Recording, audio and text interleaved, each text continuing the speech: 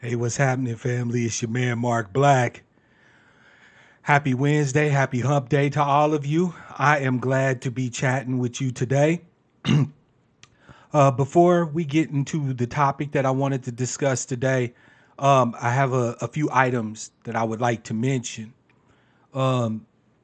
As some of you may know, my baby sister was in a really bad car accident. She nearly died. She's still with us. Greetings, by the way. Darker Visions, welcome to the broadcast. Um, she's currently in the ICU at St. John Medical Center in Tulsa, Oklahoma.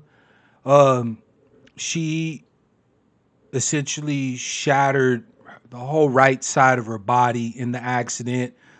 Right leg broken, hip broken, arm broken, lost a ton of blood multiple times.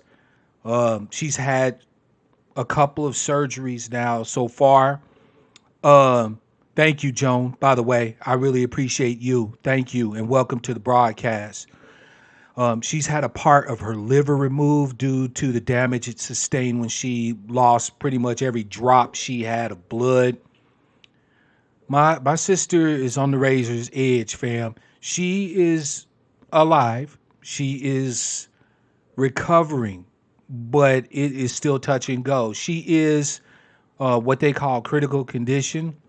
I never understood any of that stuff. I just know that whenever I seen critical condition on movies and TV and stuff like that, people aren't doing well. Um, it's been an emotional roller coaster ride for me. I've heard, she's doing better. I've heard, oh shit, this happened. Her kidney shut down on her. They have her on dialysis. Now I hear that her kidneys are picking back up function and she's coming off of dialysis. So, family, I'm certain that if you tried to reach out to me the last few days and I haven't really touched base with you, you kind of got an idea of why now. But that's not what I wanted to talk about. Um, to every one of you who have offered your well wishes, your prayers, your love and concern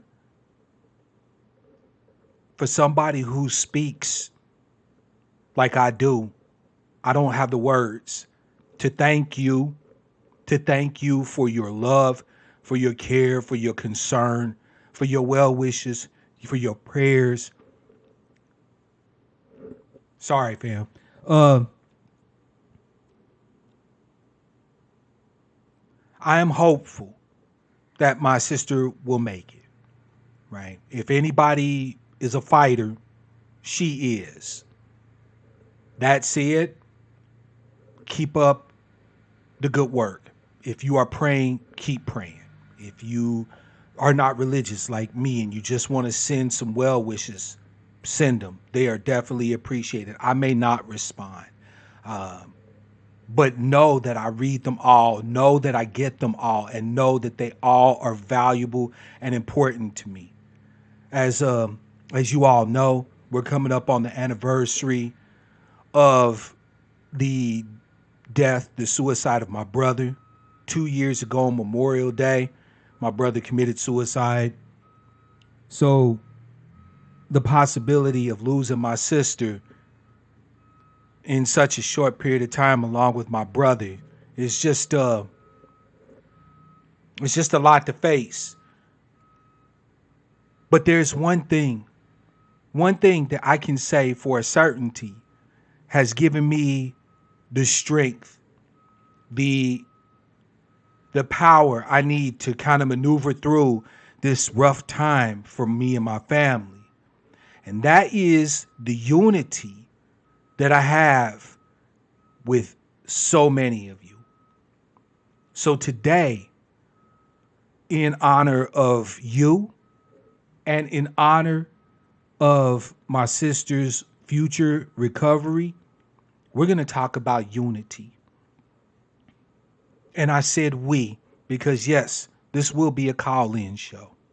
I just have a few things I want to say, and then I want to hear from you. There are many of us who are desirous of unity. We say that the bane of ADOS existence is the fact that we are not together as a people, that we are not unified. And the way that many of us talk about unity, we make unity seem like it's damn nearly impossible. You know what I'm talking about, family. Whenever we talk about ADOS folk, black folk getting together and doing anything, we describe it as if it's like herding cats. That it's dreaming an impossible dream. But I can tell you for a certainty, family, unity is not a dream. And it's not hard. You know what's really difficult? What takes a lot of effort and work?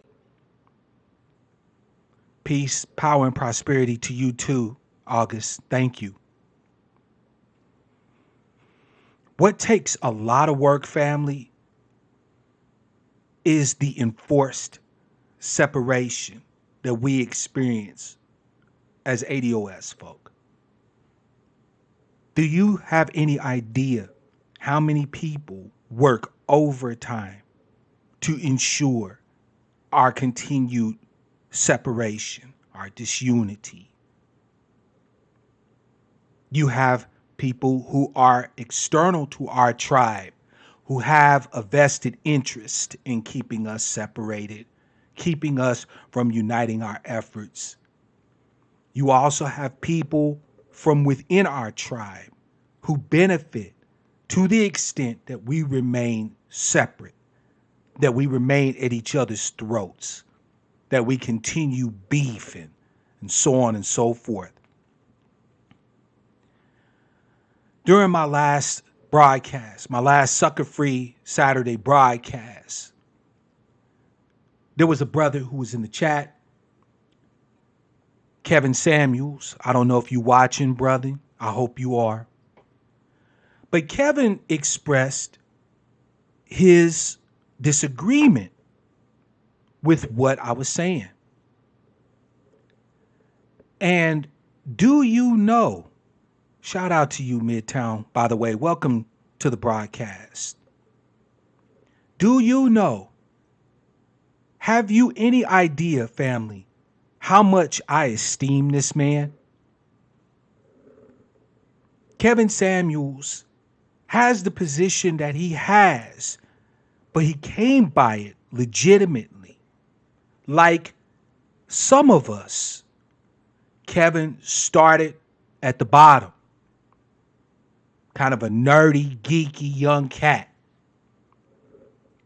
But Kevin, through his own efforts, his hard work, his force of will, turned himself from a person to a brand.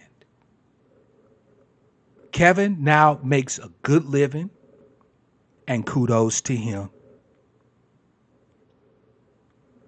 He's now considered an erudite, attractive person that people want to listen to. And it was through his work, his efforts. Sure, I'm certain that my brother Kevin had some help along the way. We all do. But he was the vision bearer. So when I hear brothers and sisters like my brother Kevin say that the opportunities exist out there for us to rise collectively, I get where he's coming from. I get the spirit in which he is driven to speak. I do not agree with my brother that we as a collective have the same capability to rise as he individually has done. His accomplishments are apparent for everyone to see. And I have nothing but the utmost respect and the utmost esteem for my brother. We simply disagree that what he's done, all of us are capable of doing. That's not the case. That is not the case.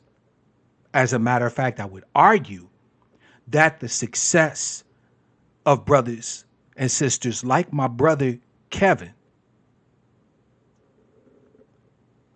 serves to mask, to veil the reality that ADOS people in general, as a collective, lack the same capabilities, the same opportunities to grow, to rise as he does. By the way, salute to my brother Chongo. Welcome to the broadcast, and thank you, Midtown. So you see, family, even though my brother and I have a disagreement, right? One of which, if you so chose, you could hold up as a fundamental disagreement. That still does not stop me from working towards unity with my brother. Kevin and I both want the same things. We both want to see ADOS people rise. We both want to see ADOS people prosper. We both want to see ADOS people get their shot, to get their due. We may have a disagreement about how to go about it, but fundamentally, my brother and I are unified. He wants exactly what I want for you. So there is no separation between me and that brother.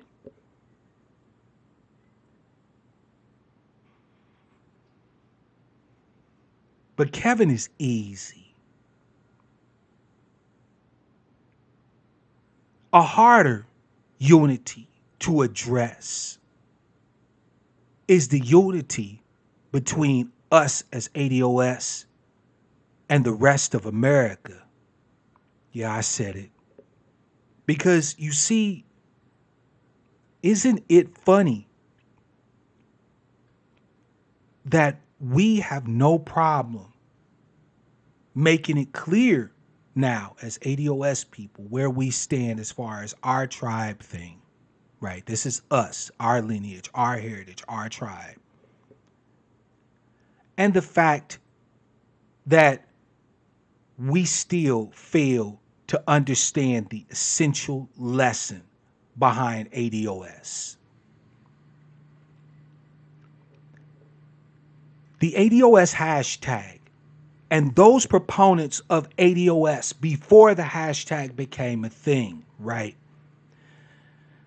are trying to tell us something as a people that goes far beyond what many of us are willing to look at. They are trying to tell us to remember the old adage that charity starts at home. That's right. Charity, from the Greek charis, which means love. Love starts at home. Love within intact, secure, and safe families where each person is valued for their contribution to the family, whether current or future contribution. Charis, love extended to the community at large, your neighborhood, the city in which you live, right? Love that says that just as I want good things, just as I want peace, just as I want joy, happiness, safety, protection, options, opportunity, that I will also work to create those opportunities, not just for myself, not just for the people that I have ties of consanguinity with, but with my city or my neighborhood.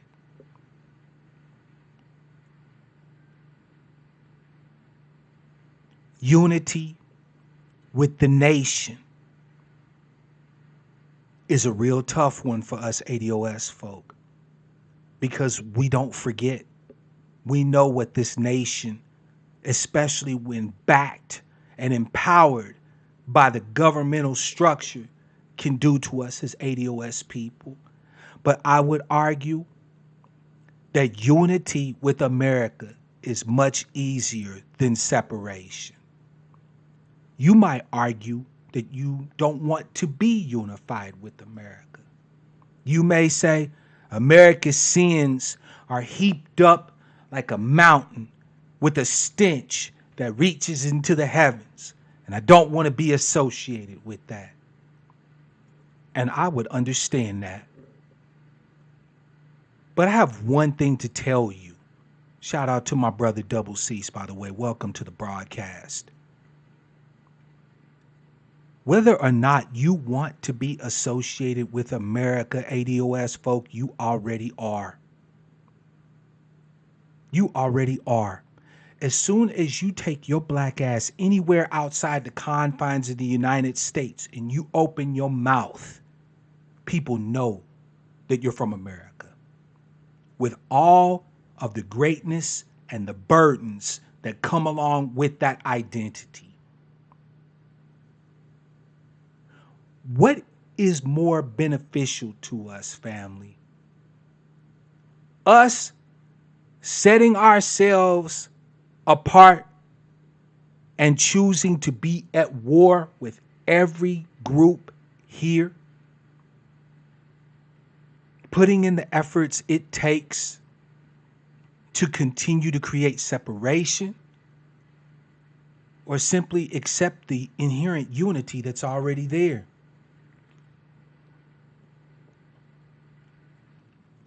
You and I, family, have much more in common with our fellow American citizens than many of us would like to admit.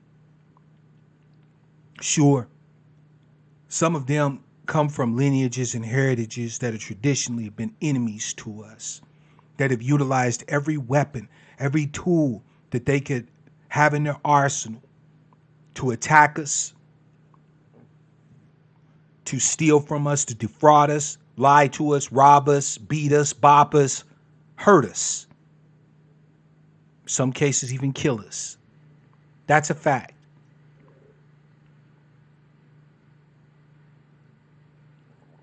But if you look at what drives your average American, you'll find that you and I have some of the same, if not many of the same motivations. I was raised in a housing project, grew up in the hood. Often I wanted to be in any other situation other than what I was. I made a lot of choices based off of the fact that I was in this situation in which I did not want to be. This situation where violence occurs at the drop of a hat. I've seen people die for 25 cents. $5 will get you massacred. I've seen people who should have been scholars, mathematicians, scientists, doctors, lawyers, instead become fodder for the prison industrial complex or become fertilizer in graveyards. Yet all of us, 201, all wanted the same thing. We all wanted security. What do I mean by that? Security means that barring any type of criminal activity or official sanction, that our lives would be valued, that no one would want to destroy us willy-nilly, that they didn't have the capability to do so. So we wanted protection. We wanted safety. What is safety? Safety means that you exist within an environment that is not geared to cause you harm.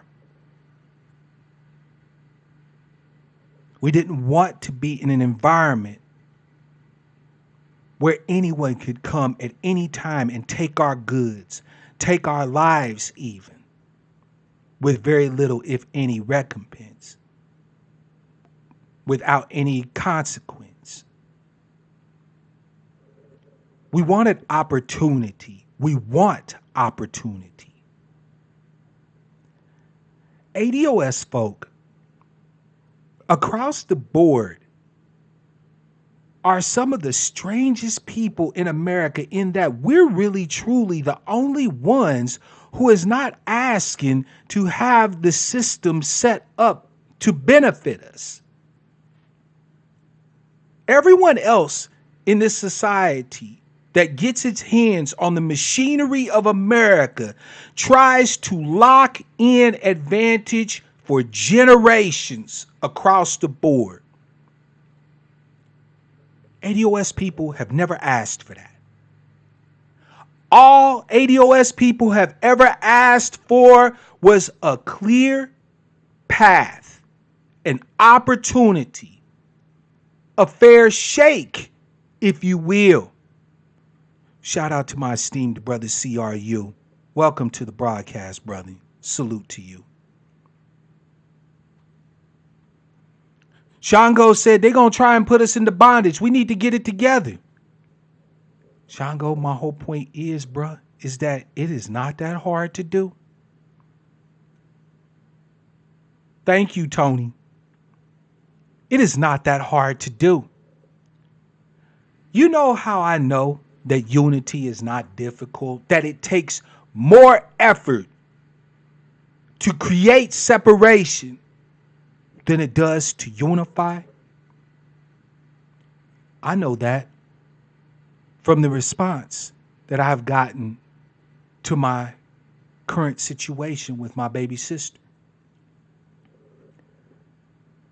I have members of my channel and members of the Angry Black Sheep who are straight. I have Angry Black Sheep who are gay. I have Angry Black Sheep who are religious. I have Angry Black Sheep who, like myself, are atheists. I have Angry Black Sheep who have means, who have wealth. I have Angry Black Sheep that are dirt fucking poor. And the one thing that unifies us all is a common recognition that, but for the grace of God, there go I, for lack of a better way to say it. That's truly all. We, in many ways, are different as night and day. But unification is so simple. It's a recognition of the common humanity that links you and I together. Shout out to you, Maiden Dade. Happy Hump Day and welcome to the broadcast. When I told, actually I didn't tell, it was Miss Denny who went on Discord as well as other medium, and shared what was going on with my baby sister. The outpouring of support, the outpouring of well wishes, the obvious and clear concern simply blasted through. It was unprompted. I didn't ask. It was simply made available. And that right there, family, tells you everything you need to know about how easy it is for us to unify.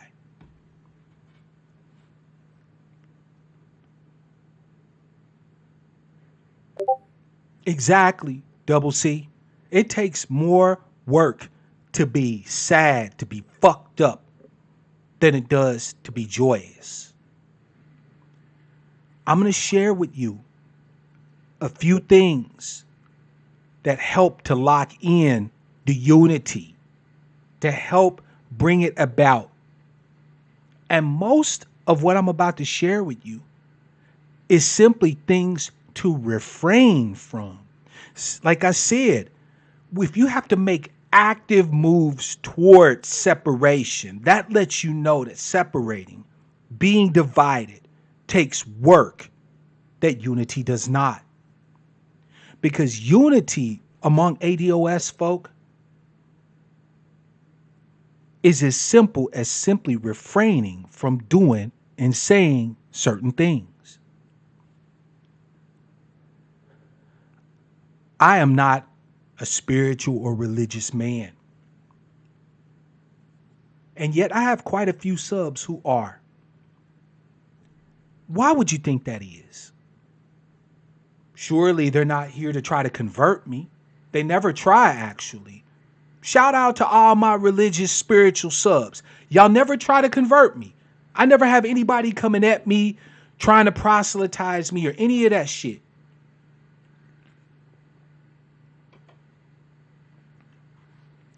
I can tell you why. Because I have made it clear, at least I hope I have, that regardless of what your spiritual outlook, your faith practice is, that you have a brother in Mark Black. When people told me that they were praying for me and my family and my sister, you know what I told them? I appreciate it. Thank you so much for that. We as ADOS folk spend a lot of time, a lot of effort trying to divide ourselves among religious beliefs, tenets, teachings, doctrines, dogmas, and so on and so forth. We are singularly in America the most spiritual and religious people.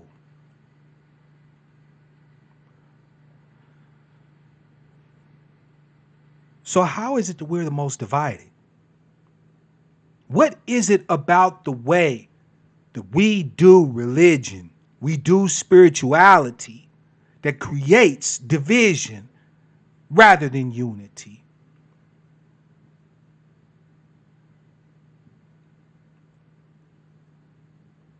I tell you a truth today, brothers and sisters. I can rock with any of your religious beliefs. Anyone. Any one of them. If you think prayer is going to be efficacious in the assistance of my sister in her recovery, I fucks with you. I rides. If you think making a sacrifice to Yemaya or Chango or anybody, any of the Orisha will help my sister, do it. Because the thing that unifies us isn't your sacrifice. It isn't your prayers. It's your willingness to extend something of yourself out for somebody else. That's the tie. That's the tie that binds. That desire to say not just me, but them too.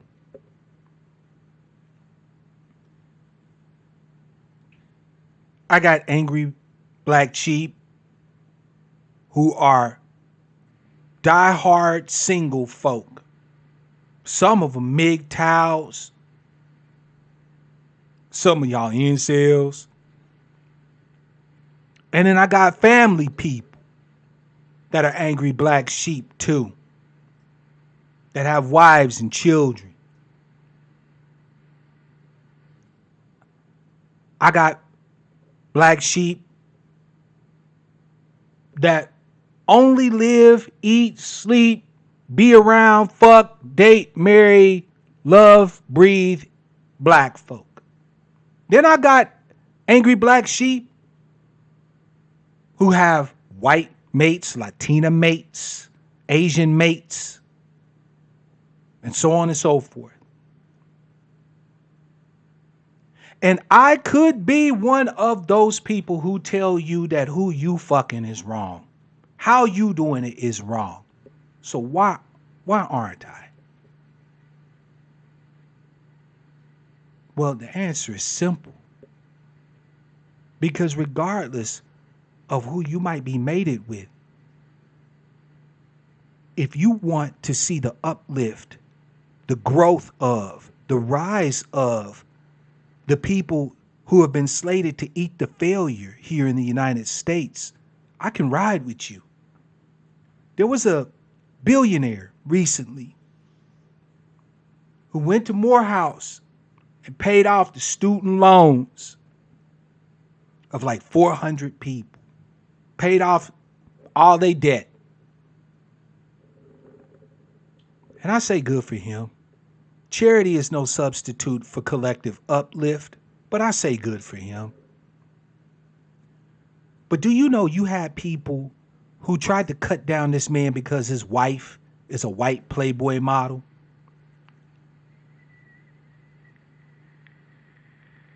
This man did something by himself, grant you. So it was philanthropy, it was charity, it was not systematic, it was not structured, it was not a change in how the status quo operates. It was philanthropic, right? But this man gave those 400 plus people a chance at a decent start now that they have finished their higher education. He didn't have to do it. He's a billionaire. He could have sat on some private island somewhere diddling his Playboy model wife and living the dream. He not only paid these people's college loans and debts off, but he's involved in tech and investments and shit. So he's now going to be giving some of those people, if not many of them, opportunities that they would not have had otherwise. This man did something that we always say that every black person, every ADOS person of means should be doing. Peace to you, Jay Shaw. Welcome to the broadcast. And you got motherfuckers out here slighting him because of who he married to.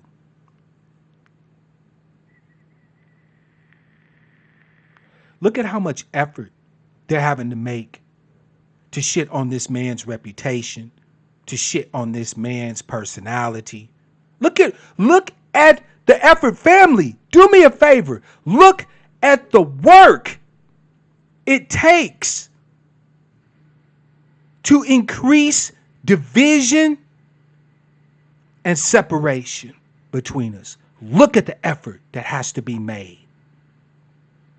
People have to get up and they have to turn on their cameras and they have to type, and so on and so forth, right? They got to burn electricity.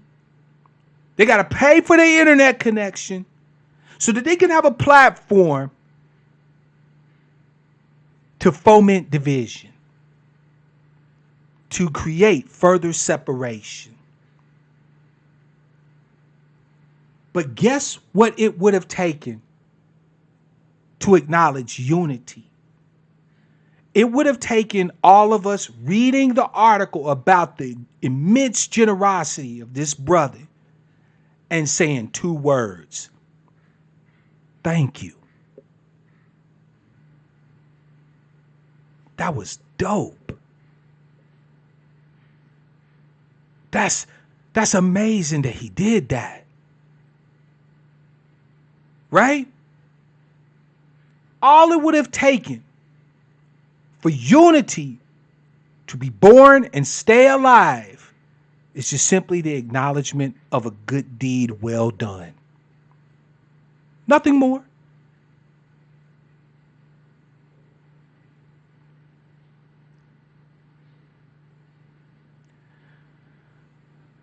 Double C said, look at antebellum slavery and how much work they spent on keeping us separate, stripped of our culture, because nothing is worse for white supremacy is an ADOS united front. Facts. But look at how much work many of us ADOS folk are putting in to keep us separated, to keep us divided.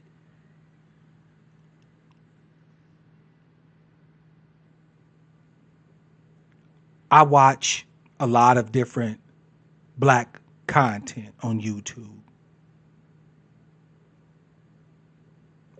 I'm heavily involved in the manosphere, the black manosphere, in case you didn't know. Shout out to my brother Albert, by the way. And so I see people speaking on various topics. Everything from relationships to finances and economics to political or politics to geopolitics and so on and so forth. And I have a tendency to enjoy much of the content that I watch. But I also see the attempts made at increasing and fomenting division. I see very well known black YouTubers say shit like, fuck them niggas, we can't save them all.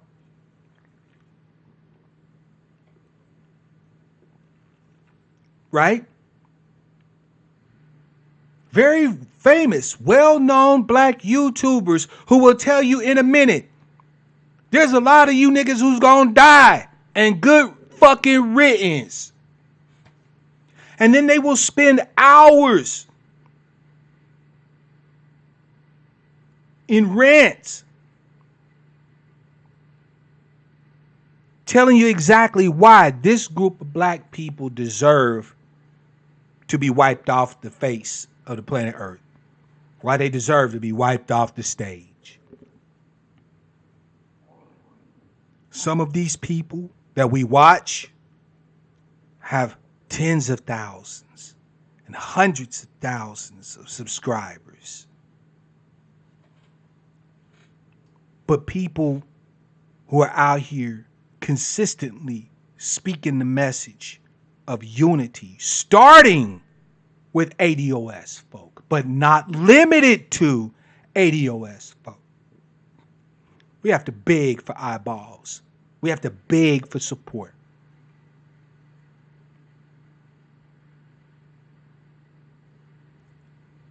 It takes so much more effort to create separation, to foment division, than it does for unity.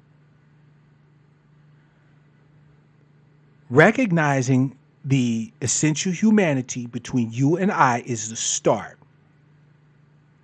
Refraining from elevating differences to a very high level is a second thing we need to do. I've mentioned in a broadcast before previously, so you should probably watch some of my old content.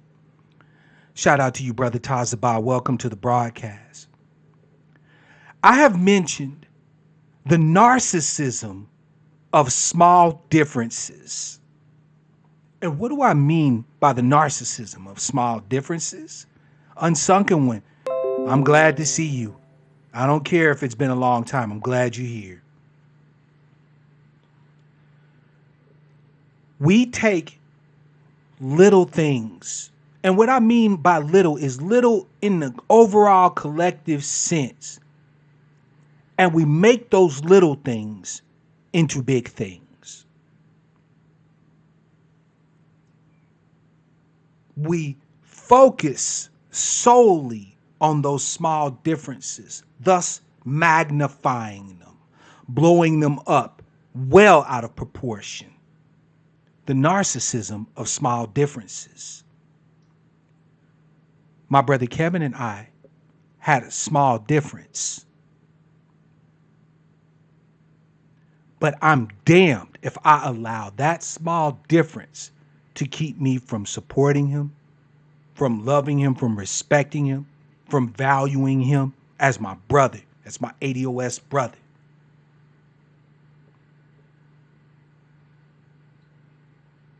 Again, much more effort to create division between me and him than to create and give birth to unity. August, I hear you, right? And I believe truly that those of you who have critiqued what this brother did in the sense that it is going to be lauded as some means by which all of us can benefit, knowing that that's not the case, that's something that should be called out on. But here's the thing to know, August. What do you know about this man? Did you know that this man actually was married before? He was married to a black woman previously. Now, I don't know a lot about this man, right? Matter of fact, I'll be truthful with you.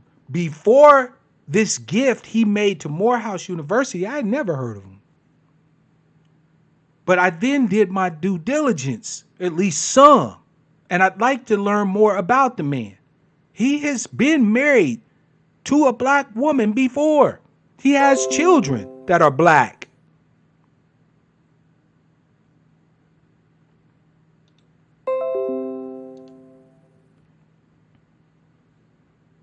His having been married to somebody who is not black is not a thing that I believe warrants much focus. Especially in light of the fact that while this man might be married to somebody who's not black, he didn't run off to a PWI and do this like Dr. Dre ass. We made Dr. Dre a billionaire. And what did Dr. Dre do? Dr. Dre didn't go to a motherfucking HBCU and do anything for anybody. He gave money to motherfucking USC. And Dr. Dre with a black woman. I'm sorry, but if I gotta have a choice between a brother who might be married to somebody who ain't black, but got black on his mind, looking to do black things, helping black people, giving black people opportunities and shit, as opposed to somebody who married to dark sister chocolate, built like a brick shit house, but won't even be seen around niggas. That's not a hard choice to make, now is it? Now, I'm not saying we should shit on Dre either. But what I am saying is this idea that somehow or another, black folk become corrupted, tainted by generosity, by love, by compassion, by concern, by care for other people other than us is untenuous, and not to mention the fact that it's illogical.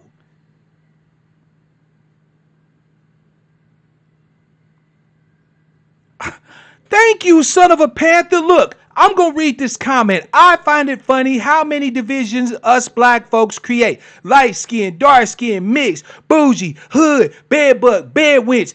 Facts. We got more divisions than the U.S. got states. And guess what? I don't give a fuck which division of those you pick. There's somebody out there working their ass off to ensure that it continues. This is my fucking point. This is exactly my point. You got entire goddamn channels dedicated to helping dark skin, defending dark skinned people. You got whole entire channels out there talking about uplifting mixed black people. We lose count how many black people out there serving them livelihoods up for butter, biscuits, and pats on the head. We talk about the division that exists within America against ADOS folk, and rightfully so. We have a battle that is coming against the United States government. I don't necessarily mean like a hot war with guns and all that shit, but our fight for our justice claim, eventually we're going to have to go face to face against the United States government, the machinery, the apparatus that allowed for all of this to come to be. But Charis, charity starts at home. Why do we spend so much energy and time and resources, real resources, to continue to foment division amongst ourselves? That's a question that more of us need to be asking. Is it really necessary for you to support some schmuck who spends all their time looking for ways to keep ADOS people separate at each other's throats? Is it too much to fucking ask for you to just simply refrain from supporting further division? Shout out to you, Shar, by the way. Peace and blessings to you as well.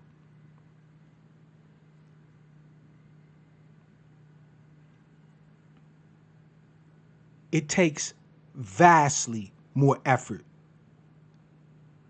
to continue to keep us sniping at each other, biting at each other, backbiting, backstabbing, gossiping, right?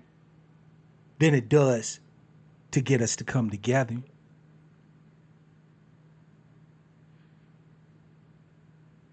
Vastly more energy is put into keeping us separate.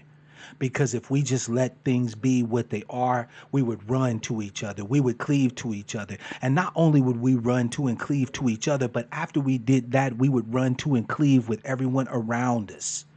That's humanity. That, if you want to know ultimately what is going to save us as well as this nation in which we reside, I can tell you it ain't going to be combat. It ain't going to be conflict. What ultimately is going to save us all is the outpouring of charis, of charity, to as many Americans as we can get our hands on. Start with us. Start with ADOS. But that's just the beginning. Start with the people around you.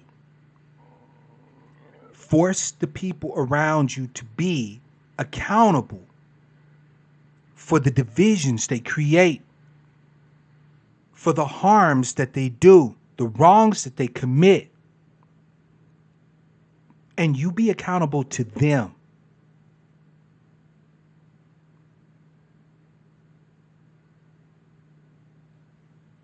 Grasp each other by the hand and cleave to each other.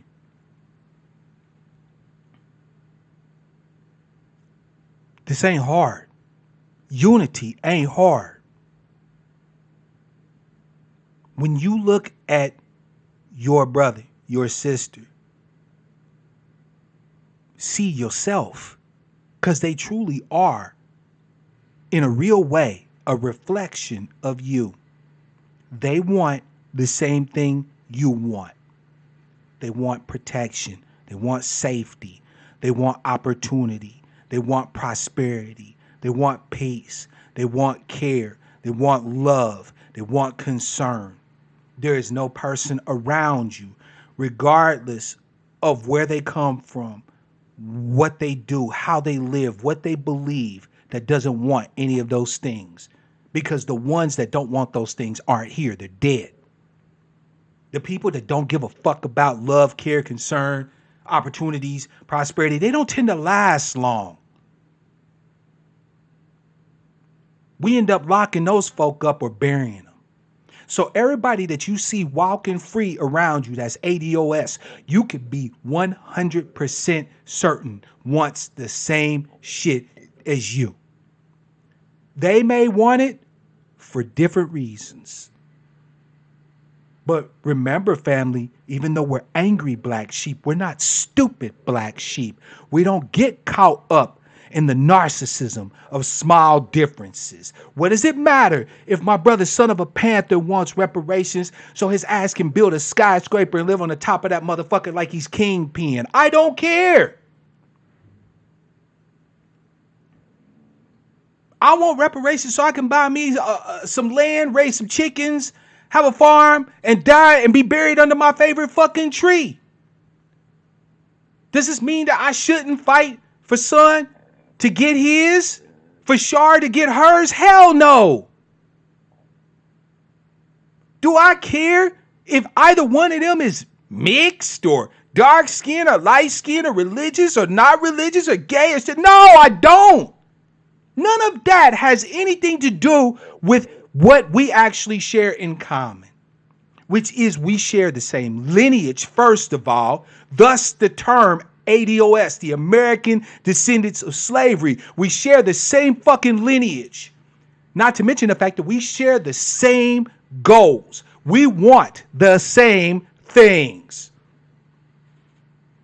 The only thing I have to do to ensure that we come together to get those same things is just simply refrain from creating false differences or from elevating to a high position differences that we have that are small differences in the greater, larger, grander scheme of things. When we get our due, we can have all the debates about any motherfucking thing you want. I love to debate. We can just get it in.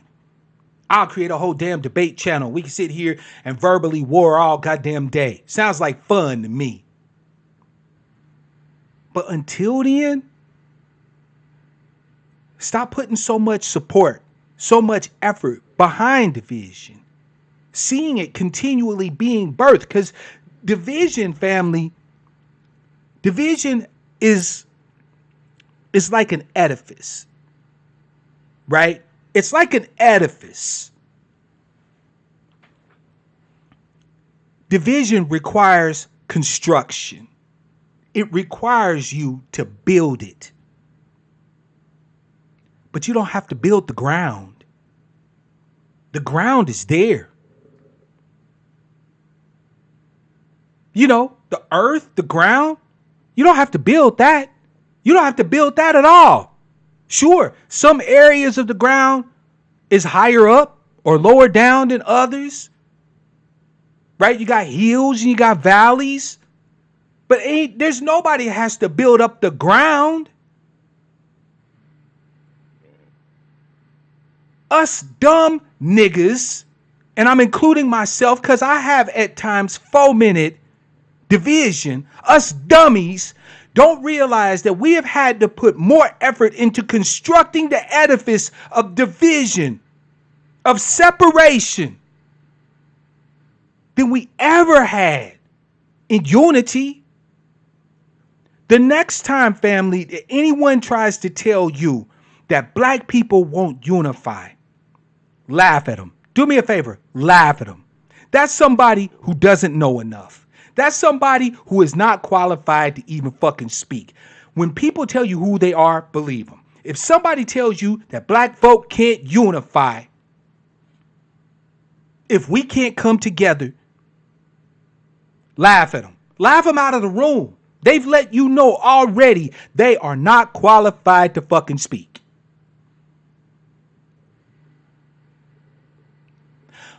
R. Gardner said we have to organize in spite of our divisions. Contrary to popular belief, all tribes have divisions, including white people. Facts. And Son of a Panther said, but we have a problem no one else does. We can't be like everybody else. Why can't we?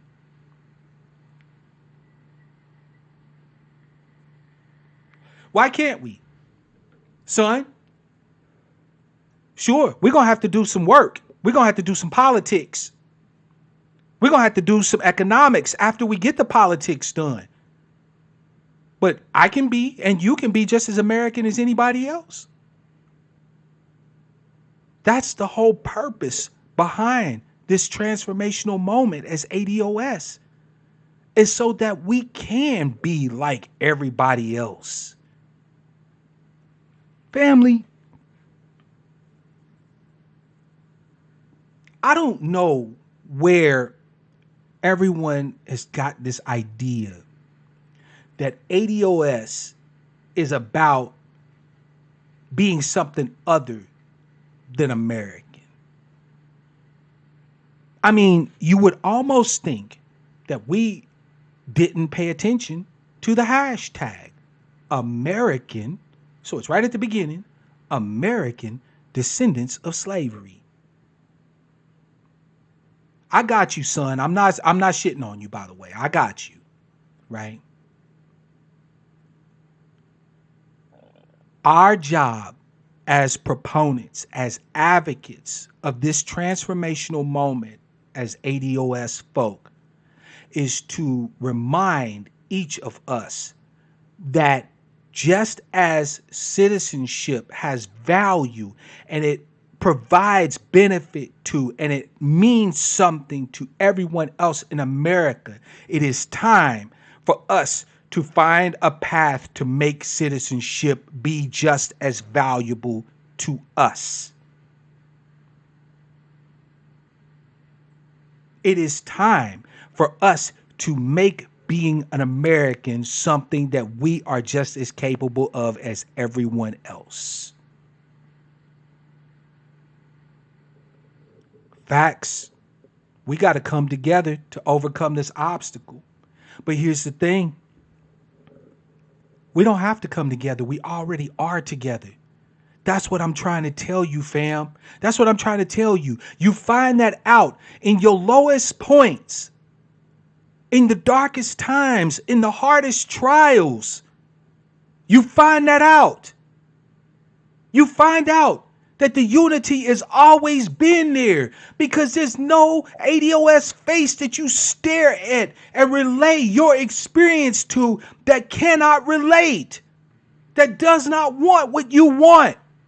Those people who have prayed for me and my family have done so because they too want to see their family members safe and whole and alive. They can relate to what I may lose. And they don't think, they're not doing the cost benefit analysis. Their hearts tell them, my brother is about or may lose his sister. I know that will hurt. And so my love goes out to him. The unity is the baseline. That's the trick. That's the fucking trick, family. That's the one gotcha game that America has played with ADOS folk, and some of us as ADOS folk have played with other ADOS folk, and it's time for these motherfuckers to get called out on their bullshit. The fact of the matter is that unity is our baseline. The division is created. It's an edifice that is built up through generations of hostility, through lies, through dehumanization, and through bullshit. If we get the fuck out of the way and we knock down this Tower of Babel that is nothing but separation, we find that we're all standing on the same ground and wanting the same goddamn shit. The unity is the baseline. That beautiful high tower of Babel, of division, right? Look, those of you who are Bible believers, right? You understand where I'm coming from on this. The people were all united, speaking one language. It was the baseline. And they unified to build a tower. But from that tower, division increased, the languages separated in the whole 9 yards to the point where they just all spread apart. I'm not going to argue that God shouldn't have done it and this, that, and the third. I'm not no religious person, so I don't give a damn about any of that. What I do know is this: the unity was the baseline. We all looked at each other and saw the same shit. And we all had the same goals. The tower was about building a legacy. Instead, it became the center of division and separation. So if we want to understand the reality of the matter, the reality is that unity amongst ADOS folk has always been the baseline. It has always been there. We have always been unified as one fucking people. And we have allowed people, through the narcissism of small differences, through the inflation of individual egos, right? I know better than everybody else, so we're going to do it my way or it's the highway, right? And so on and so forth, to build up these edifices of Separation and division. Tear that shit down, family. It hasn't served us in no good stead anyway. It didn't serve us on the plantation. Some of us got little privileges and snacks and gimmies from massa, so we thought we were better. Using our extra access and our little affluence, if you will, to keep the rest of us down. Didn't help us on the plantation. Didn't help us during Jim Crow. The talented 10th and I'm Boule and this, that. It didn't help us. None of these divisions that we've created at any point has ever helped ADOS folk. And what have I told you should be one of the key questions you ask in 2019? Does it work? If it doesn't work, then it needs to go on the trash heap of history. Son of a Panther said it best. They treat us like a monolith. It's time for us to act like one. That's just pure D-damn facts. Family, I, as your brother and one who loves you, look me in the eye and understand. I want exactly what you want. I don't necessarily care what you want it for. I don't necessarily care what it is you're going to do with it once you get it, right? Once you get security and safety and protection and opportunity and peace and prosperity, however you live is up to you. I don't have to like it. I don't have to agree with it. But there's nothing wrong with you wanting the same thing as I. And that is the tie that binds our lineage first and the fact that we all want the same shit. That's all we ever needed. And truth be told, that was always there. The divisions were built up over our essential unity. And it's time for us to stop pretending that that's not the case. Many of us have fell in love with our edifices, that we have fell in love with these structures that we've created. I'm asking you as your brother to remember to fall in love with the ground that you and your brother and sister stand on. Fall in love with your brother and sister standing next to you. After we all get our space and our place, you want to build a tower? Damn it, I'll come help you. But remember the unity that existed. I'm not saying work to build unity. You don't have to. I'm telling you that the unity is there. Simply remember it. Remember that we all want the same shit. And I guarantee you we can come together and get it.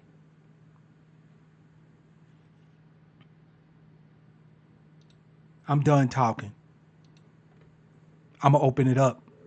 I want to hear what you got to say. Couple of rules. If you have me in the background, turn me down for the sound quality for the family. We want a good broadcast and keep it clean.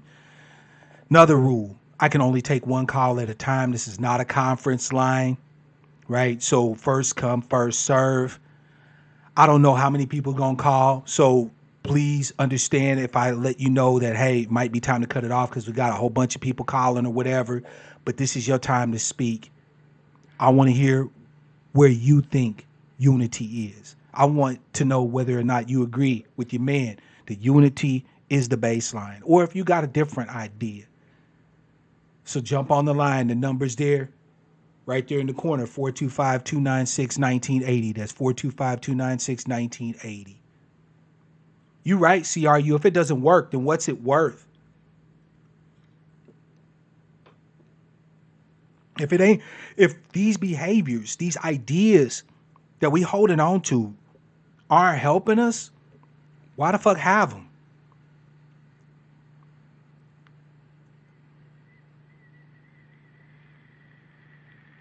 I like what August said. We are our brother's keeper and our sister's keeper too. We are each other's keeper. You know why we can be that? Because we know what the other one wants. I know August wants, when I say love, peace, prosperity, and power, I know August wants that. So it's not hard for me to be August's keeper. Because I know August wants the same thing that I want. You feel me? It's not hard.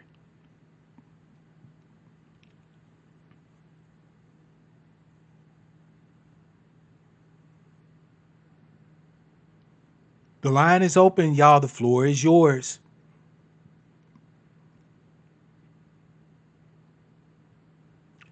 While I wait on the call, there is one thing that I do want to say. Make sure that you tune in for Sucker Free Saturday. Oh, got a call. Here we go. All right. Caller from 603. What's your name, where you calling from, and what you want to say? Hey, how you doing, Mark? This is Double C. I'm calling C. from Westfield. Yes, sir. Hey, there he is, Double C in the house. Holler at us, brother. But What are you thinking about what I'm saying on this Unity tip? you know what though? I never thought about it that way before, but you're absolutely right. Um, now I think I put in the chat. Look how hard for they work to keep us separated in slavery, during antebellum slavery. Because they realized that if we were like a united front, all ADOS, we would be unstoppable. But it took years and decades for them to keep us all separated. Mm-hmm. Yeah, You know, I absolutely. mean, but and as Son of Panther said, we have so many divisions. Now, even we bought into the division.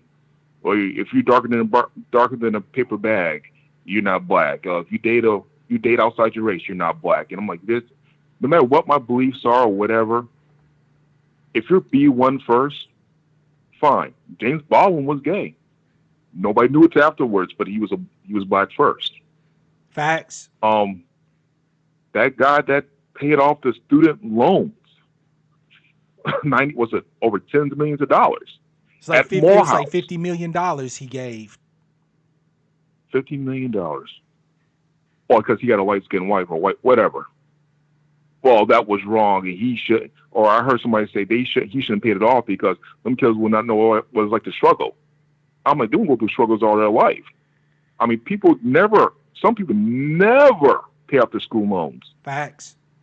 I had a cousin that's 60 who just paid off her school loan last year. Damn. Yeah. Damn. Family, what is it? Now, see, now I got you on the line, man. I want to drop a little something, and I want you to comment on it too. And family, I want you to comment on this too.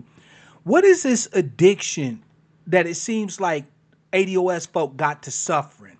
Like, only people who are struggling are worth us listening to or us valuing and so on and so forth. Like, what is this addiction to struggle Uh, that we have? What do you think about that, part of it's C's? part of it's religion because struggle is in the Bible. It's easier for a poor man getting to heaven than a rich or a camel needle through eye or whatever. You gotta be meek and humble. The first will be last, and the last shall be first. That mentality, I know personally because I grew up with that mentality at one point. But every other culture, money is a part. And the Angry Man said it best: money is a part of their religion. It is. It is. Prosperity is a part of their religion. It absolutely is. As a Um, matter of fact, I hear people all the time, that you mentioned that. I hear people all the time say, money is the root of all evil. Actually, if you read the good book says that the love of money is the root of all evil, right? And we I'll can take it. actually see Yeah. the evidence of that. It's not that America is evil because it's rich. America is evil because America loved money over morality, over ethics. Money comes first. No matter how many bodies get blown apart, no matter how many nations get turned and bombed back into the Stone Age, right? It's the love of money that makes the greater American society at large an evil place to be. But it's not money itself. It's not resources. It's not capital itself. Capitalism isn't bad because of money. Capitalism is bad because of the attitudes and the love that comes with the acquisition of resources and money. What do you think on that, C's? Well, let me take it a step further, or just think about it this way: what if poverty was the root of all evil? Hear me out. I'm listening. Most people in poverty, right? Not all, but some, will do whatever they have to do to get out of poverty, whether it's either steal, rob, kill, or whatever. Mm-hmm. You know, to get the bag, so to speak. Yeah. Now, some won't do that. Some will just accept the poverty, like, okay, I just work hard, and maybe one day. But what if? Damn, I just lost my train of thought. But what if poverty was the root of all evil, like I said, because of you're willing to do anything you have to do, no matter what the cost. I mean, I've seen women sell their children to pimps Facts. to get out of poverty. We won't get into it on here, but I've seen some stuff where what people would do for money. And Mark, you and I know all those things are not pretty. Yeah. Just to get out of poverty. But the love of money, Cease, is not just a rich person's thing. There's a lot of poor people who are just as culpable in this matter of love of money as rich folk. Matter of fact, like you said, I would argue at times that poverty drives a love of acquisition, a love of money, a love of resources over people in their best interest, as Jay Fire says. Shout out to you, Jay Fire, right? Than any rich. I mean, you got rich people who understand clearly, look, I'm rich. I got more than I will ever spend. And you look at what rich people buy or whatever the case may be, they've done studies on this shit. A lot of rich people, really rich people, live simple ass lives. Like, they got the resources. They could have gold plated toilets and, and motherfucking platinum winged aircraft and shit, but they just don't, right? You see what I'm saying? So the thing is that the love of money, right? The love of acquisition, right? In other words, this greed, this desire, right, to acquire no matter the cost has driven a lot of motherfucking crime, suffering, and evil in this society. Would you agree? Wholeheartedly, I will agree with that. And the reason why I will agree with that, because it's true. That's why they don't want us to get reparations. They don't want to close that wealth gap. Because if we could afford what they could afford, well, there's no need for a lot of stuff will stop. Fact. The problem is, as long as we are divided. I mean, I've heard people say, "Well, we don't want reparations because we weren't slaves," and it's like, "Oh, it's a handout," or you got your formal reparations of having a black president or food stamps. Yeah. And it's like, you know how stupid you guys sound. Now, Mark, you and I have talked about this behind the scenes with a few other brothers, but you know how stupid that is now. If you all want the same thing, what does it matter that if you want to buy a pair of sneakers or buy a skyscraper or just, hey, buy a plantation and just sit on it all day? I mean, if we have the capital to close a wealth gap, to me, reparations is more than just money. I hear you. You know what? Hold on a second, Cease. Charles, I think that you are bringing up some good points that are warranting discussion. Would you be willing to give me a call and we could talk about this kind of like face to face, so to speak? Because I do want to address what you're saying, right? But I would love for you to call in. Would you be, pop a one or something in the chat, Charles, if you would be willing to call in. See, it's not that I don't want to talk with you, bro. You know I love you, man. But Charles is bringing up some really good stuff, and I think that I would like to have a discussion with my brother Charles about what he's referring to. Charles, would you be willing to give us a call and let's talk about what you just referred to? Because I actually was thinking about what you just mentioned the other day, and I believe that you and I can have a really fruitful discussion on that. Afro Troop says ADOS needs to mold those children of the poor for our tribal advantage. Facts. See, I'm gonna go ahead and drop you off, man. But I as always, I appreciate your point of view, right? And I'm glad to see that on this matter, right? The unity is there. The unity's already there. So I thank you, brother. I love you, and I look forward to hearing from you. Okay, Charles, that's fine, man. I appreciate it. So let me go ahead and address here in the chat what Charles said. He said, I instill in my children to compete. I will push my children to be better than me. Are we pushing our children to be social climbers? And that we are hyper exposed. Okay, so Charles, I have 2 bio kids, 2 step kids, right? And I will admit that I'm always pushing, and I appreciate that, Charles, man. Thank you for the love. I admit that I do push my children to do better than me, right? And the thing is this,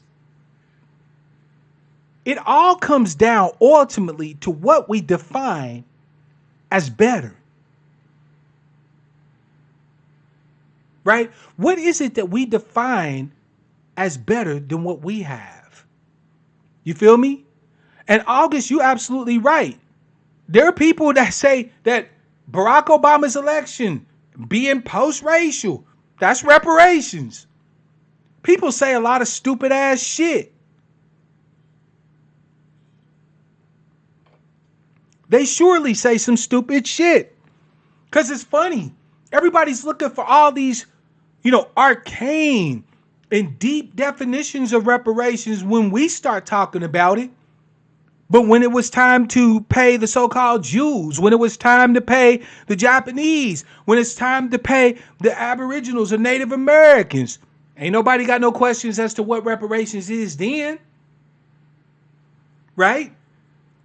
I mean, look at Bernie Sanders. Bernie Sanders talking about, well, what did he mean by reparations? What did he mean by reparations? You had no question like that when you were the co-sponsor of the Just Act, paying reparations to Jews. We didn't kill any Jews here in America. Shit, some of us got ancestors that went and fought over motherfucking Battle of the Bulge and Normandy and this, that, and the third. You see what I'm saying? Going over there to fight to liberate Europe and to save the Jews and all this and that and the third. Why the fuck are we paying? But see, here's the thing. Here's the thing, family. Here's the thing.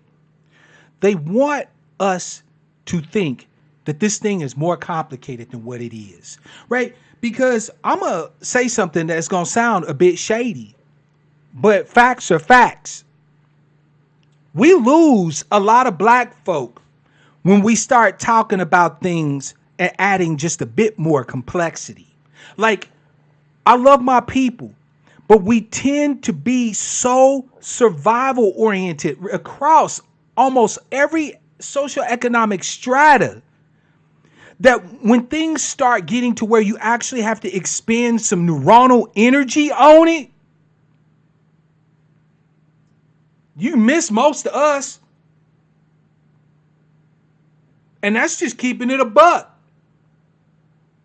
Let's just keep it all the way the fuck funky. Part of the reason why it's so difficult to address certain topics is because unless you making it into a comic novel level of understanding for most of us, we ain't got the time. It's not that we can't understand. See, this is where I differ with a lot of these people that love to shit all over our people. They try to act like we ignorant. Black folk ain't ignorant. We're not ignorant by any stretch of the imagination. But what black folk can be is facile. We don't want to dig too deep. We don't want to look at the richness or the complexity of things. Black folk tend to be very, no pun intended, black and white. Come on, nigga, I don't need the details. Just tell me what we gonna do. What we gonna do? How many times have y'all seen it? Somebody talking about reparations, and invariably some person is gonna come out of God knows where and say, so what's the game plan? Nigga, where's your game plan? Your first game plan should be to find somebody who says they have a damn game plan. Look, I'm going to tell you, factually speaking, I have many ideas surrounding reparations.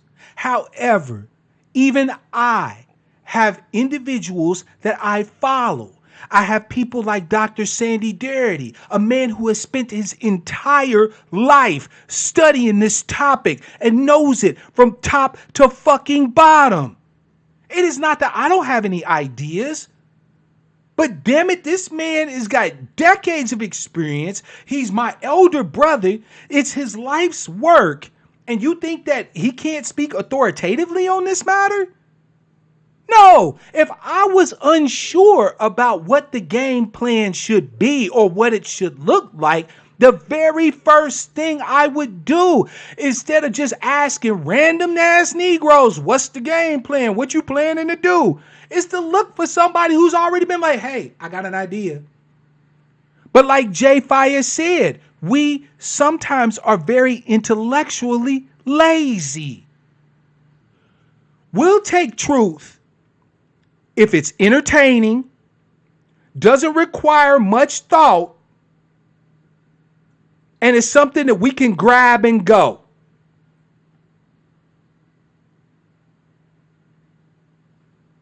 Stop me if I'm lying. I've actually had people tell me, Mark Black, I can't watch 2 hours of your broadcast. And I know for a fact that they be watching 5, 6, 7 hour broadcasts of people ranting about Pookies and Ray Rays and black female fuckery. Yeah, I said it. They'll watch a 5-hour broadcast of people talking ill. But they won't spend an hour or 2 hours with somebody who's talking about facts, who's asking them to expand their horizons, to open their minds, and to actually take a look at a thing. This is how we have become a people that are led by slogans. Like the slogan I was hearing when this brother gave this money at Morehouse. You can't talk black and sleep white. That's a slogan. And it's a stupid slogan at that. But we got niggas out here just eating it up. That's right, man. He got a white bitch. What that nigga know about being black? Family, let me share with you a little something that I think is going to upset some of you. But some of you are going to be like, ah, shit. There was a man who sat in Congress for 40 some odd years before he retired. Died in his 90s. Old motherfucker. This man was instrumental in helping to block legislation that would be beneficial to ADOS people. He consistently spoke out in the most shameful language that you can think of about our capabilities, about who we are, and so on and so forth. Some of you may have heard of this man. His name was Strom Thurmond. Now, after Strom Thurmond dies, by the way, Joe Biden's punk ass lifted up Strom Thurmond. A lot of these politicians y'all love so much had no problem with assholes like Strom Thurmond. Come to find out, Strom Thurmond had a black mistress that he was fucking for over 50 years. He even fathered kids on this person. So Strom Thurmond was fucking black and speaking white. And white folks didn't have no problem with Strom Thurmond. Matter of fact, the more white he spoke, the more they fucking loved his ass. Wasn't nobody in a hurry to uncover the fact that Strom Thurmond was secretly fucking a black maid? Nobody gave a fuck. Why? Because it didn't matter what Strom Thurmond was doing. He was supporting their interests.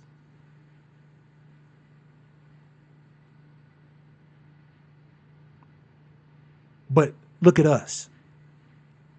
You can't talk black and be sleeping white. Slogans. Bullshit slogans, glittering generalities, and other marketing drivel for non-thinking ass people who only see things in black and white. It's the bane of our existence. I know. Son of a Panther said most black folks scared of white backlash to us standing up for ourselves. That's facts. We know this. How come, you know what? It's funny. Every time we get to talking about fighting against the government, and we mean it figuratively, we're not talking about open armed conflict. At least I'm not. Not at this point anyway, right? We start talking about standing up to the government.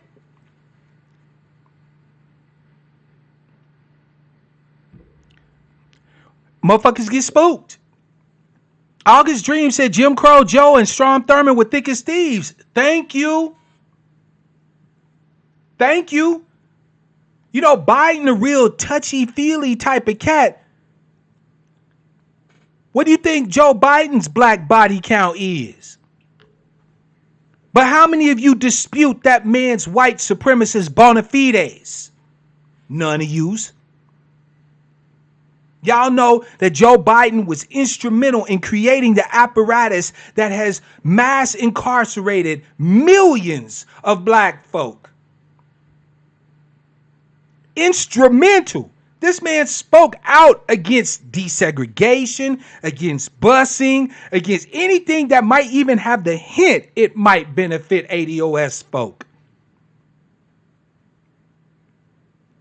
I bet you he got a body count of at least 2 or 3 black women. I bet you he do. And I bet you that white America in the main as a whole don't give a fuck. Strom Thurmond was as white supremacist as they come. But see, family, here's the thing to note. You have to understand something.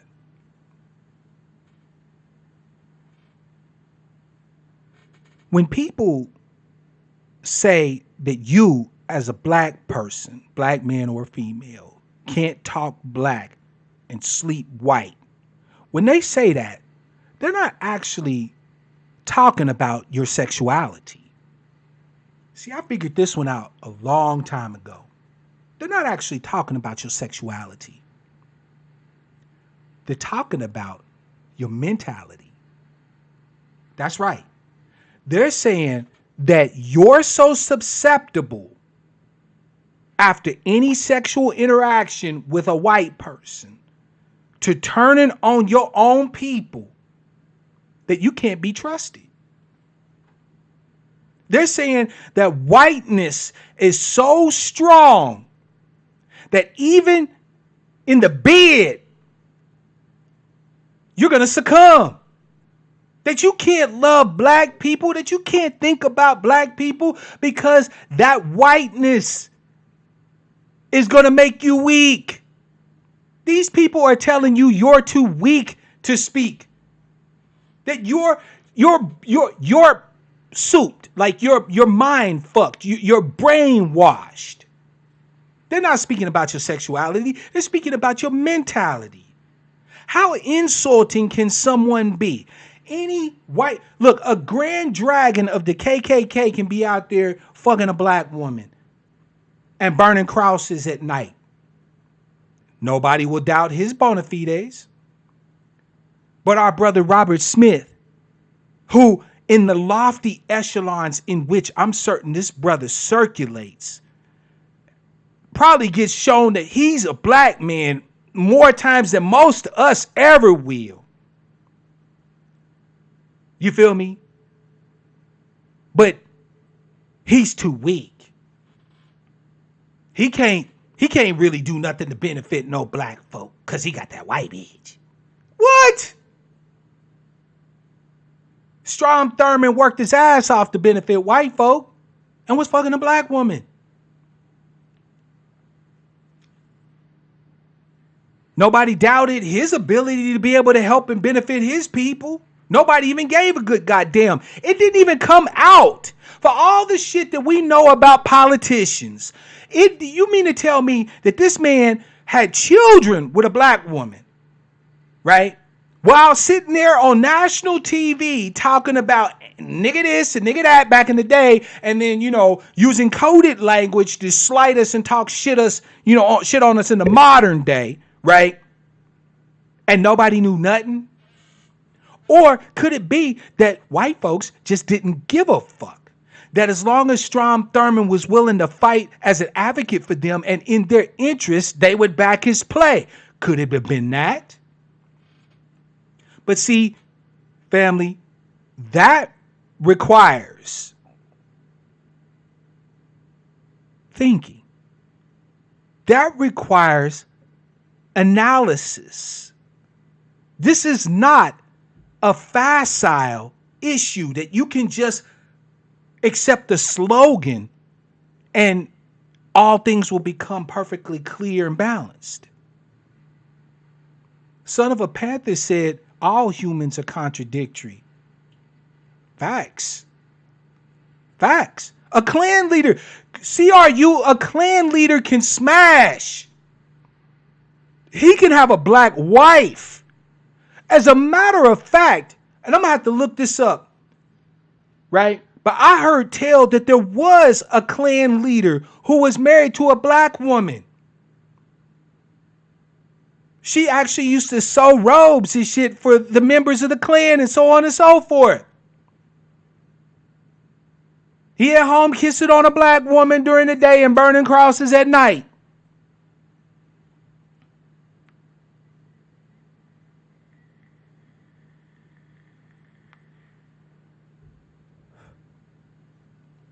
I fucking can't. I fucking can't. This man, Robert Smith, is a great man who did a great thing. Thank you. That's all black folks should be saying. Thank you, Robert. I don't give a damn who he's fucking.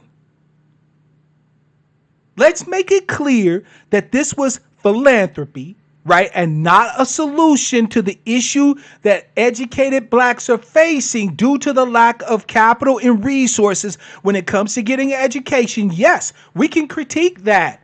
We can say that while this was a very beautiful and amazing gesture, it was an individual thing and cannot address the needs of ADOS as a collective. That is a valid criticism. But to bring up who the man is married to or who he fucking, I hate to say it, but only black folk, only black people will fucking do that shit.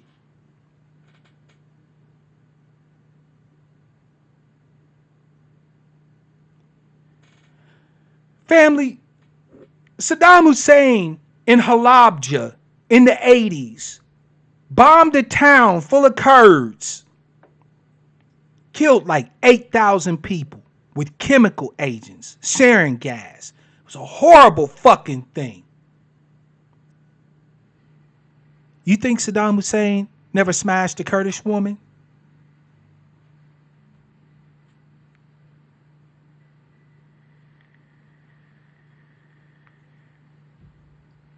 Yeah, August, I'm going to have to look it up. But I believe I heard something. Now, I will retract it if it's not true. You know me. I do my due diligence. So I will retract that if it's not true. But I've heard anecdotal stories about a Klan leader who was married to a black woman.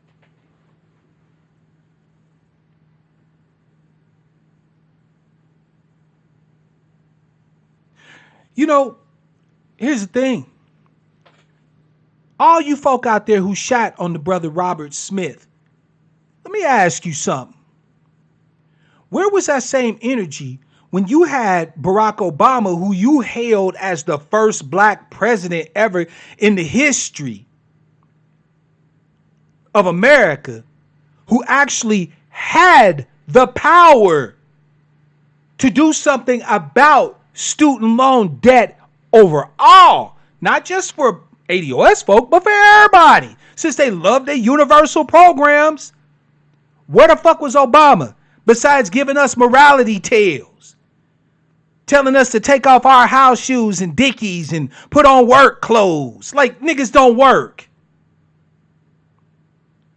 telling us to be there for our kids like black men don't ever want to be fathers.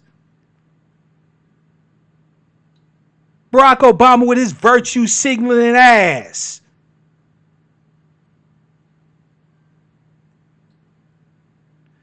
I'm glad you feel me on that one, Big Unc. I don't understand the negativity. No, you know what? Actually, I do understand it. I just don't accept it. It's bullshit. It's creating division where there is none. Robert Smith did a great thing. A great man did a great motherfucking thing. And he should be respected and honored for it. Let me get this. Let me ask y'all a question. What if Robert Smith was a white man who went to Morehouse and paid off the student loan debt and the college debts of those 400 and was married to the same woman, a white woman? All you same motherfuckers who sitting here shitting on the brother because he married to a white bitch, y'all would be kissing that white man ass. I wish more white folks would do that for black people. Y'all wouldn't even be analyzing the difference between philanthropy and collective benefit. You wouldn't even take it that far.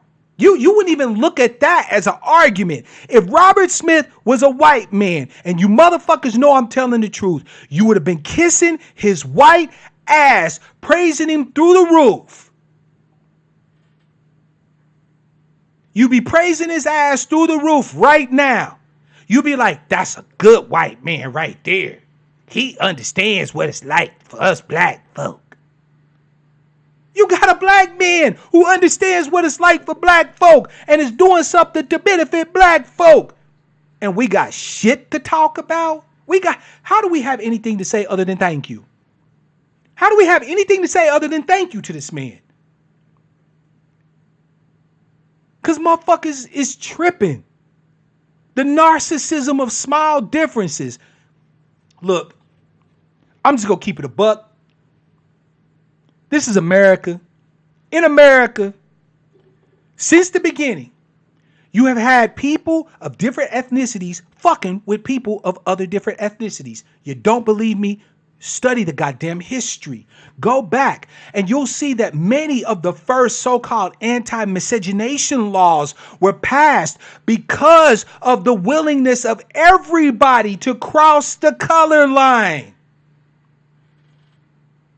Now, I'm not saying that's your bag. I'm not saying you have to do it. I'm not even saying that you got to think it's cool. But what I am saying is that you're foolish to believe that in America that everybody's just going to stay to their own people. That has never happened. That has never fucking happened.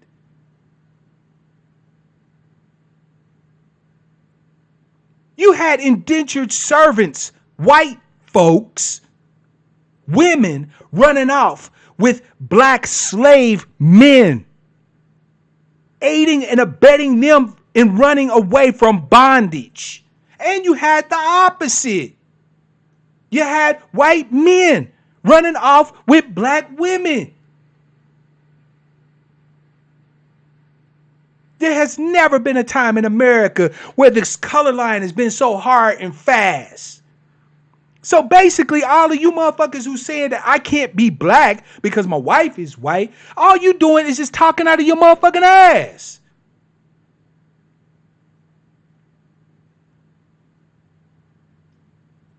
And Charles, you got me. First of all, I'm going to tell you, I got my ideas why these brothers aren't respected. And part of it comes down to the fact that black folk don't respect success. At least not when it's us. Right? If any one of these brothers was dead, maybe we'd respect them. right? Like, we respect the ones that stood for us and then got smoked. At least we respect them after they did. Nobody really gave a shit about El Malik El Shabazz or MLK when they was alive, really. They struggled to get black folk to actually support their efforts and the work that they were doing. But then after they died, we fell in love with the motherfuckers. Why? Because I guess we didn't have to be accountable to them anymore. We like struggle and we disdain success.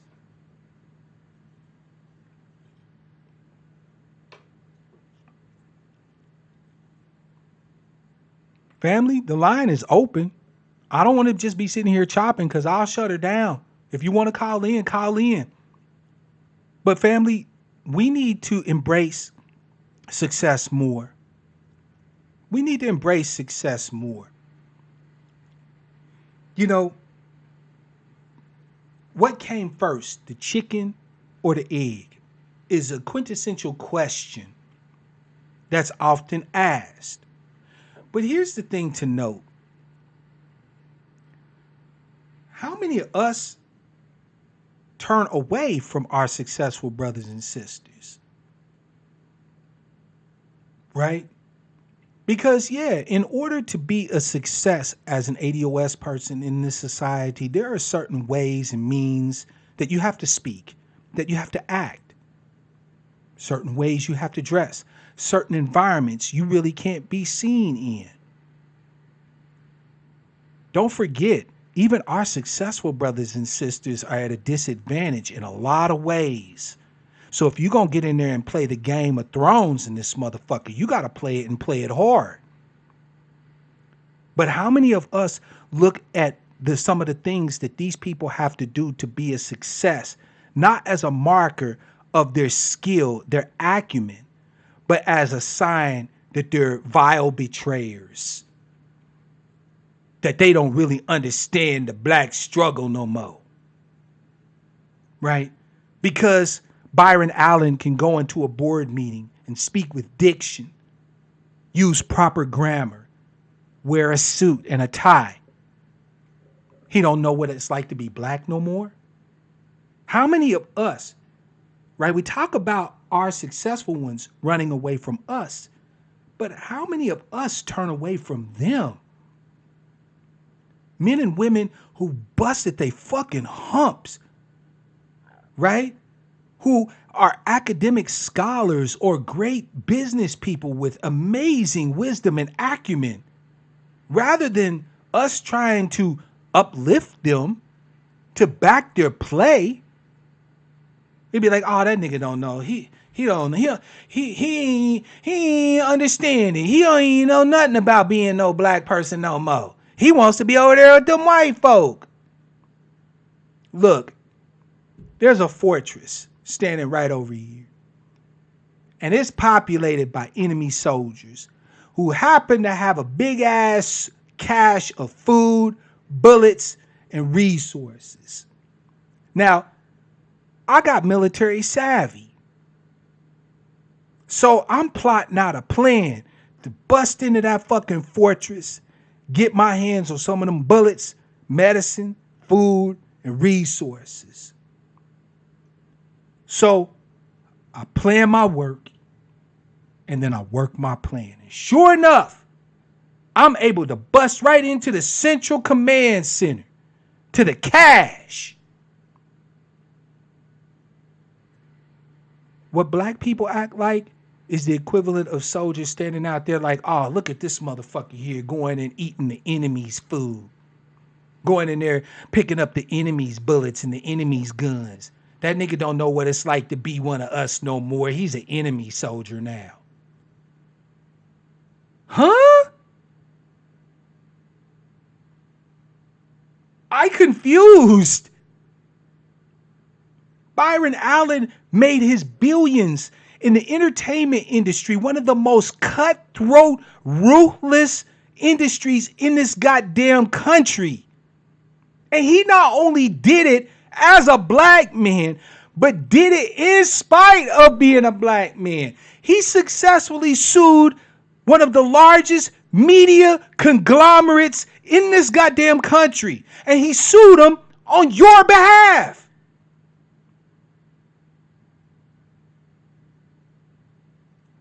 Why do we not have days where we celebrate Byron Allen?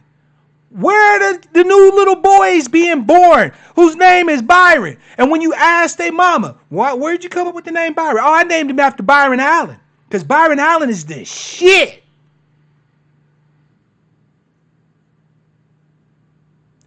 Dr. William Sandy Darity has been an academician of the highest level since he started his academic career. And from the beginning, this man has studied everything he could in order to develop the rigorous methodology and the data gathering and analysis of the information needed to provide support for a justice claim for reparations for his people. The man has been involved in this shit for over 40 years.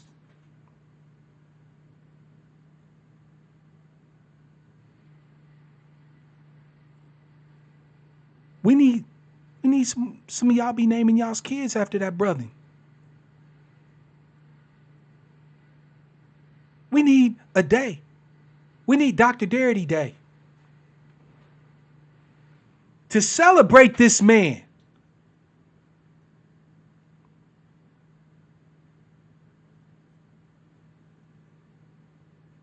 But we scared. We scared of success.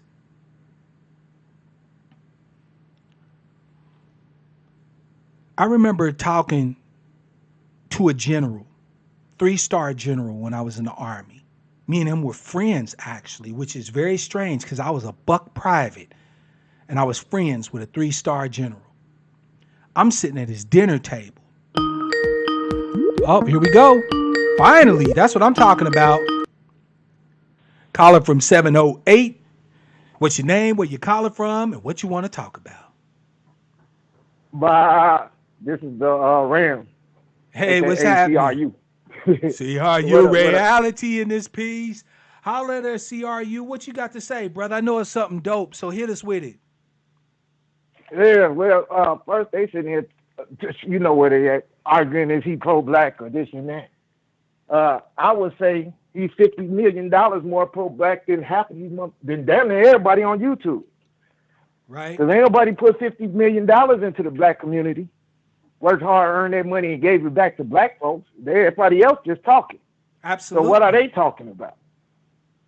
And like you was talking about picking up the weapon, either Cerulean will tell you that. Tell you play Call of Duty, Fallout, whatever, and you learn that, dog.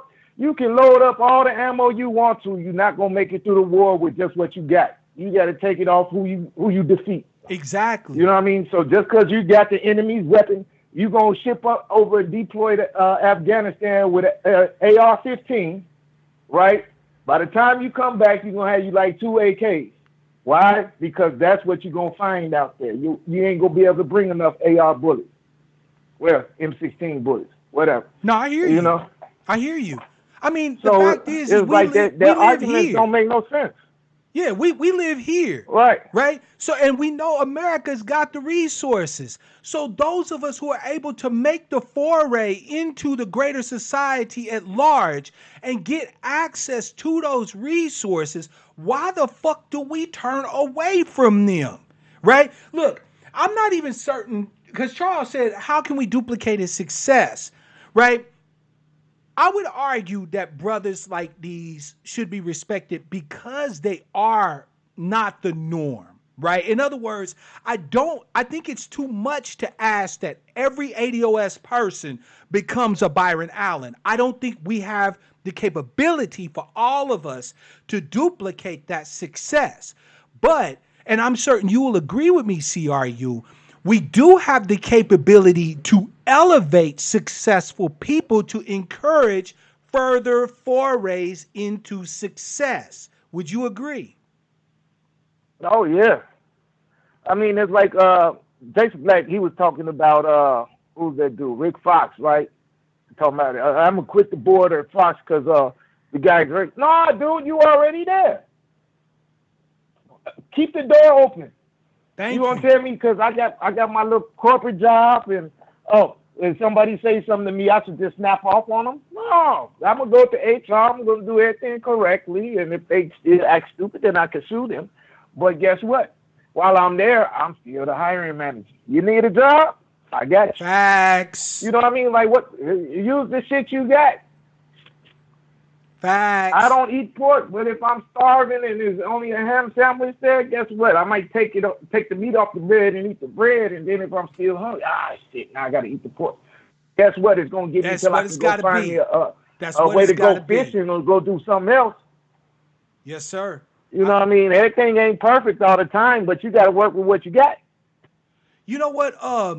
CRU, son said Oprah donating to African schools while our community living in third world conditions. You know what? I'm gonna tell you. There's so many people that warrant our ire, right? Our disrespect if we're so inclined, right? Like this motherfucker Oprah, right? So where the hell are we finding all of this vehemence, all of this just talking out the side of our neck for somebody like Robert Smith? It's ridiculous. Well, because you know Oprah's sleeping with a black woman though, right? And her cuckold husband. Just keep it in a buck. But I mean, well, you know, at least she's they sleeping giving black. all their resources to white folks. I mean, at but least Oprah's sleeping black. To white folks. But I'm saying, at least Oprah's sleeping black. Like Oprah might be sleeping with Gayle. Like that's the biggest unspoken secret ever, right? You dig? But Oprah's sleeping black, so I guess she's acceptable to, you know, the greater black community at large. Huh? No matter how many white women she gave a car to. Hey, this black folks need them cars too. You know, it's like, man, people just don't think they things through. They be acting off emotion, or they want to do the hoorah for YouTube or whatever. I told you, bro, it's sloganism. Black folk live in a world full of slogans, man. We live in a world full of brands and slogans, right? Black folk call diapers Pampers. Why? Because Pampers is a name brand that everybody recognizes, right? Everyone else says diapers because that's what they are, baby diapers.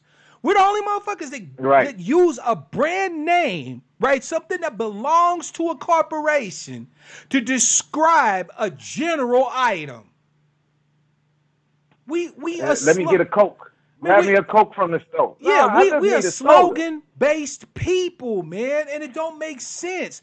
Our refusal to go deeper than even the most facile level of things has hurt us more than it's helped us, right? We don't have the luxury of continuing to practice surface analysis of things, because what ends up happening is this, essentially, CRU, and I'm certain you'll feel me on this one.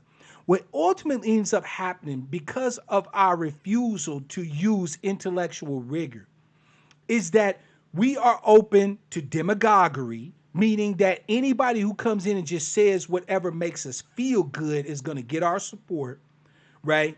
We're open to being defrauded because, again, feelings don't have nothing to do with facts. So one person could be saying something that makes you feel good or feel better while snatching and robbing you blind from the back factually, right? So we're open to being defrauded. And the third thing is that because of a lack of intellectual rigor, we find ourselves without the information needed to make informed decisions that could work out to our benefit, right? So, yeah, CRU, I mean, bro, I'm definitely with you. I definitely feel where you're coming from, man. At some point, we will have to step up to the plate as mindful people. I'm not necessarily saying intellectual, but as mindful people. In other words, we got to leave behind facile, weak, anti-intellectual analysis and conspiracy theory bullshit and actually start looking at multiple ideas and facts to make an informed decision about how we need to proceed. And one of the things that we can do to start with that is by actually respecting those who have done it, right? I respect Byron Allen not because of who he fucking. I respect Byron Allen because of his acumen. He's demonstrated his obvious capability and understanding of maneuvering that entertainment space. So when he speaks authoritatively about those type of things, my ears need to be open and my mouth needs to be shut. You feel me? Right? We can Yep. start by actually respecting the great ones, by showing respect and esteem to the ones that have some degree of success among us. Yep. CRU, man, you know it's always a pleasure, bro. I thank you, man. You know what I'm I saying? appreciate you having my call, man. No, always a Great pleasure, stream, bro. man. You call in anytime the lines are open. You have yourself a good one, my man. All right, you too, man. Yes, sir. But yeah, family, we have like we have people who have been able to gain a degree of success in this society who are ADOS folk who truly do turn their backs. And we have nothing for them, no anger, no ire, no nothing. We continue to lift them up. Meanwhile, you have people that have learned how to maneuver that space in a way that is looking to be able to find ways for more of us to be able to maneuver that space, and yet they get disrespect. They get denigrated. It makes no fucking sense. And unity, family, is the baseline. Why would tell me this, logically speaking, what does Robert gain by forgetting his blackness? What does Mr. Smith gain? Right? He's a billionaire. If he's worried about white folks coming to do something to him, this man's got enough money to hire his own fucking private army. Like he can live on a private island somewhere and not have to worry about really being threatened by anybody or anything. So what incentive, what benefit does he get from trying to pretend that he's not a black man? Now, this is not to say that there aren't black people who run to other ethnicities in an attempt to escape the reality of ADOS existence. That's a fact. That is something that does happen. But before I go, family, I want to leave you with actually a deeper question. How much of that is worthy of our actual true ire, right? Our anger and outrage. Sure, if someone leaves our people in an attempt to escape the realities of ADOS existence, that's not a goodness. It's understandable, but it's not a goodness. And if they're actively working against our interests, of course, we treat them just like we would any other enemies. But if they just simply are looking for an exit ramp off of the path of ADOS, do they really deserve our ire, our outrage, or our pity? Andrea Daniel said, have any of these brothers taught these maneuvers to their people? I'm certain they have. I'm certain that Byron Allen has had interns, brothers and sisters who have came up behind him, right? It's not necessarily so much a matter of maneuvers, because a lot of it is down to space, time, and opportunity, right? Like they say, success is 90% preparation and 10% perspiration. Well, that 10% also includes just random luck, right? Meeting the right person with the right connections at the right time, in the right circumstances. Here's something to note. You can teach what Byron Allen has done to all ADOS people. I'm certain he could write a book today describing exactly what it is that he did in order to reach the echelons that he reached. But look at what has happened over the time that Byron Allen has been maneuvering this space. There have been changes, right? Doors that were once open are now closed, and doors that were once closed are now open, right? Situations and people that were once this way are now this way. Simply having the requisite knowledge that he has isn't necessarily a guarantee of success. Andrea, am I making sense? Right? Like, I hope you're following me. I'm not saying that these great people of ours don't have some degree of a responsibility to try to pass on as much of what they know to us as possible.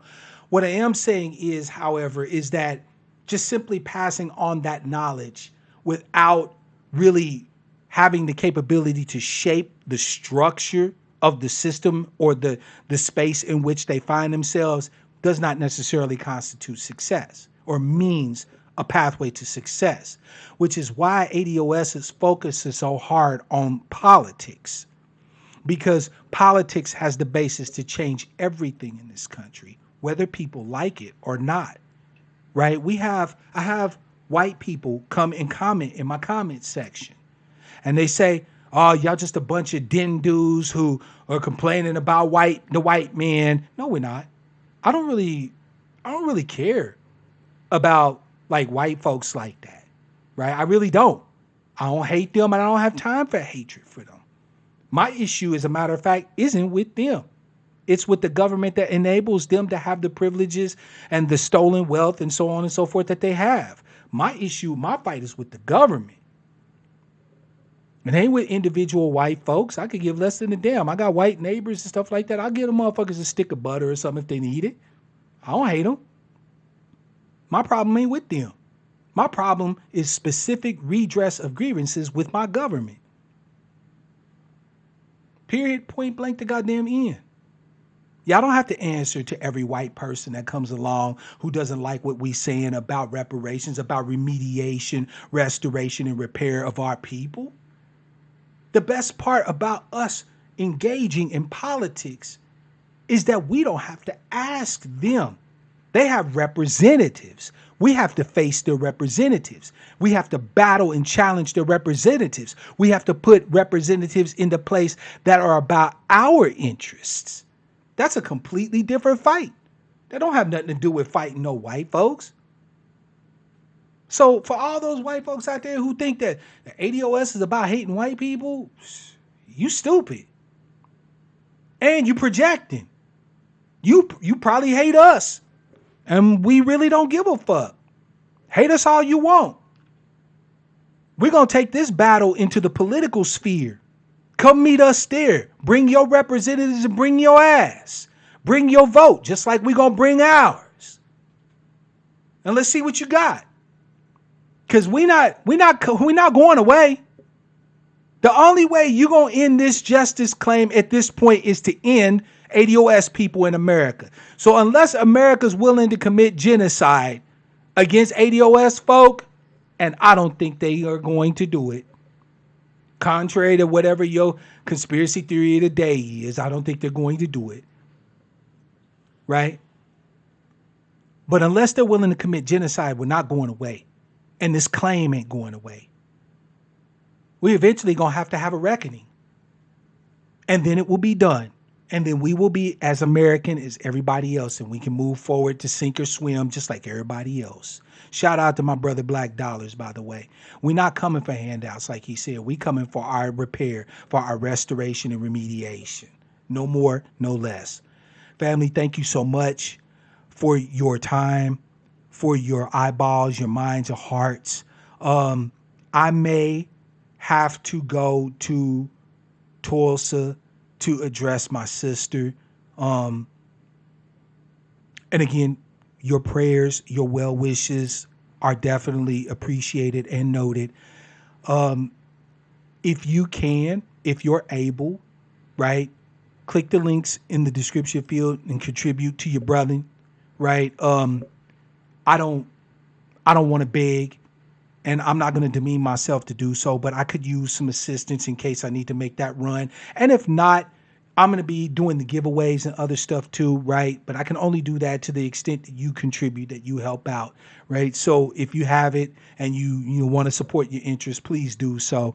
And until Saturday, Sucker Free Saturday, which by the way, Sucker Free Saturday is going to be our memorial broadcast, right? That's where you're going to get a chance to lift up your fallen, the ones that we've lost along the way, right? We're going to remember our great ones. We're going to remember the not so great. We're going to remember our family members and the ones who struggled and didn't make the race to the end. You feel me?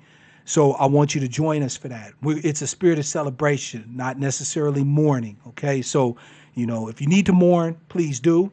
But we're going to uplift them. We're going to remember them, tell their stories, say their names.